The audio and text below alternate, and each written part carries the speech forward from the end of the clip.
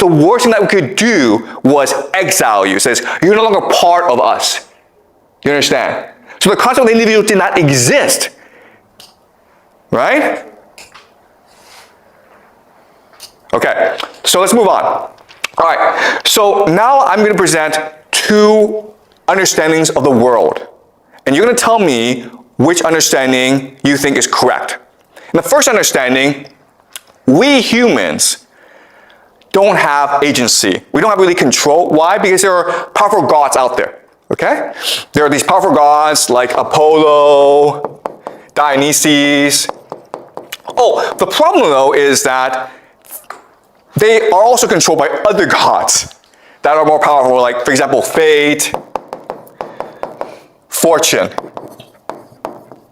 And then there are these really ancient gods that control the structure of the universe. For example, maybe anger and pride. So you have absolutely no individual agency because there's always a god screwing with you, okay? You might get rich, but then the god of pride looks at you and says, no, I need to teach this mortal a lesson. So the god comes into me, makes me too arrogant, and I screw up. Okay? So we're always being controlled by these forces beyond our understanding. Okay, so that's a first worldview. The second worldview is this. We are synapses that generate memories. Okay? We are memories. Our understanding of the world comes from our experience. That is controlled by synapses. Synapses come from a combination of DNA and environment. Our genes and our interaction with the environment, our experiences. And what this means is that we can now have control over our own individual fate. If you're angry, it's because some experience or some genes made you angry, and this anger becomes reinforced in your memories. And therefore, if you do proper therapy, if you do proper reflection, if you do some exercises, you can better control your anger and therefore control your fate. Okay? So in the first worldview, there are lots and lots of gods. They're evil and they're random, and we have absolutely no control over our fate. We can only hope to get lucky in life and not piss off the gods. In the second worldview, we are only a collection of our memories, and we are only synapses. So if we're able to manipulate the memories and the synapses in a proper way, we can be free of all problems. We can be free of anger. We can be free of depression. We can be free of misery. All right? Let me ask you this question. Which worldview is a more accurate reflection of reality? The second one. Obviously the second one, right? Because this is neuroscience, science, or psychology or psychiatry. This is what you've been taught in school. This is what you all believe. Our entire society is structured around this very idea. And what you will learn in this class is it is completely wrong. It is the first one that is more accurate reflection of reality. The first one gives you more information, gives you a more accurate assessment of how the world really works. Okay? So now let me ask you this question. If the first worldview, and this is what we call polytheism, and polytheism for most of human history was the dominant religion, okay? Now we live in a world where the religion is science. Science is basically religion.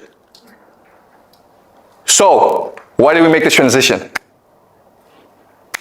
What's the benefit? If you're a powerful person, why would you prefer the second one as opposed to the first one? Why? What's the benefits to powerful people? What does power want to believe the second one, but not the first one? They can blame your own failure for your own faults. Yeah, okay. So the idea of individual responsibility. Okay? So then there's more control. Okay? It's easier to control people in the system. Right? That's the first benefit. What's the second benefit? The second benefit is you will work harder, right? Because in the first system, you're like, you know what? I don't need to go make a lot of money because if I make a lot of money, the gods will punish me and make me proud. So I'm just going to like enjoy life and take it easy. Right?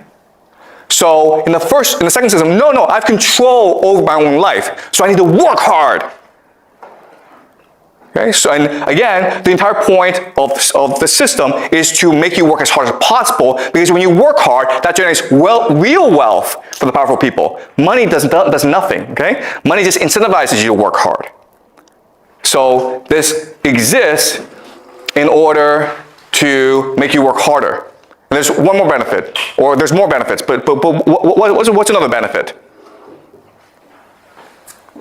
Okay, the other benefit is this.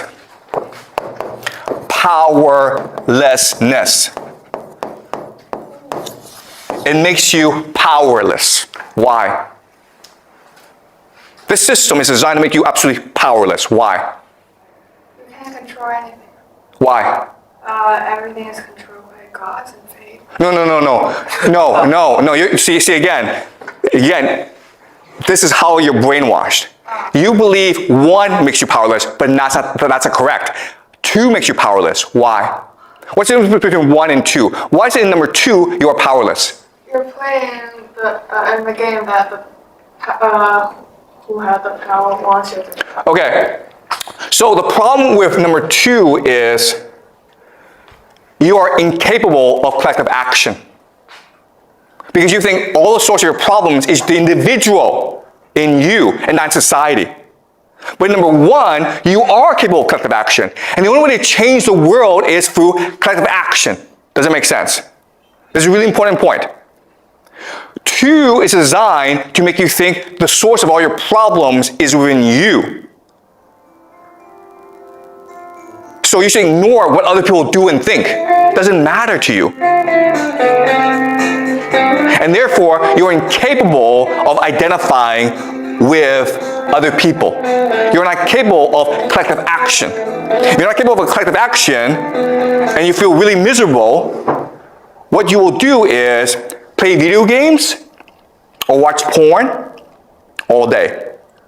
Okay? And that's what's happening in society today. Yeah? But in number 2, like from experience, we would know that you should listen to the others' advice, or you should take others' perspectives and not just. So in number 2, who has authority? Who do you listen to? You listen to scientists, right? Scientists. Because this system was created by scientists to trick you. Okay? This system, you think, oh, it's science, therefore it must be real. Guys, let me give you a piece of advice, okay? If you're ever feeling sad and you are depressed, what should you do? What should you do? What have you been taught to do? If you feel sad, you're depressed, what should you do? Go through nature. Walk around. Okay, yeah, the correct answer is walk around, but that's not what you've been taught, right? What have you been taught to do? Tell your friend or parent. Okay, telling your friend, telling your parent, that's actually really good, right? So walking around, exercising, resting, talking to a friend about your problem, that's all really good. But what have you been taught to do in school? Really? If you are feeling really, really sad, what should you do? You should go talk to a psychiatrist, right? Yeah. You should talk to a psychologist. And what will he do? What will he or she do? Okay, well, I'm gonna give you a piece of advice, okay? And you can test it out for yourself. But if you're feeling sad and you are feeling depressed and you feel you have to talk to a psychiatrist, and you do so, I will make you a bet that the psychiatrist will make it a lot worse. You will feel worse after talking to a psychiatrist. Okay? And the reason why is the system is not designed to cure you of any problems. The system is to make you dependent on authority. You know that if you feel sad, well, you know what? Just go for a walk, talk to a friend, you'll feel better over time. But the system teaches you, no, if you feel sad, go talk to a psychiatrist who will give you drugs. It's designed to make you dependent on authority. Yeah? I want to ask, like, in scenario 1, involved real number 1, wouldn't God also be an authority? Like, God would also be authority. That's actually a great question, okay? God is authority. Okay, that's actually a great question. Thank you so much. So I have to spend time to explain to you both systems, and I will do so. But what's really important about number 1 is the gods are really bad people, okay? The gods in number 1, the polytheistic system, they fight all the time. They're vengeful. They're angry, they're proud, but because they're gods, they can get away with it. And that's the difference between humans and gods. We're all the same. We're all angry. We're all jealous. We all fight, okay? But the gods can get away with it. The humans cannot. Gods can do hubris. We cannot do hubris. Do you understand? So the idea that, oh, the people in power are benevolent. The people in power are authority figures who are after our best interest. That is a new modern concept. Before, it was assumed that the king is a king. Why? Because he's favored by the gods. It's not because he's a good person. It's not because he's a just ruler. It's just because the gods like him for whatever reason. But guess what? The gods give and the gods take. Maybe today, the king will rule us, but maybe 5 years from now, he gets unlucky and the gods kill him. Too bad. If you read Greek mythology, and we will do so in this class, okay? We'll go over into Greek civilization. We'll look at Oedipus. We'll look at Homer, the Iliad, okay? They talk about this all the time. Fate is something that you cannot control. It's something that happens to you. And therefore, you must live life to your best. All right? So the difference is this. The difference is in number 1, they have a concept called eudaimonia. If you have no control over your fate, if things can happen to you tomorrow that kill you, then live your life to the best of your ability today. Seize the day. Be the best that you can be today. And that's how you win favor from the gods. Eudaimonia, what we call flourishing. The point of life is to live it to the best of your ability. And that's why, guess what, guys? The ancients, the Greeks, they were superior to us. If you read Greek literature, if you read Greek philosophy, Plato, Homer, Aeschylus, Euripides, they were the best. Today, we suck. Why? Because instead of eudaimonia, we have pleasure. Rather than flourish as creative people, we're like, how do I enjoy my life today? How do I not feel sad? Okay? So in the first system, even though it sounds like we have no control, we have no agency, but it inspires us to live to the best of our ability. In the second system, we're like, oh, you have complete control of your life. It enslaves us.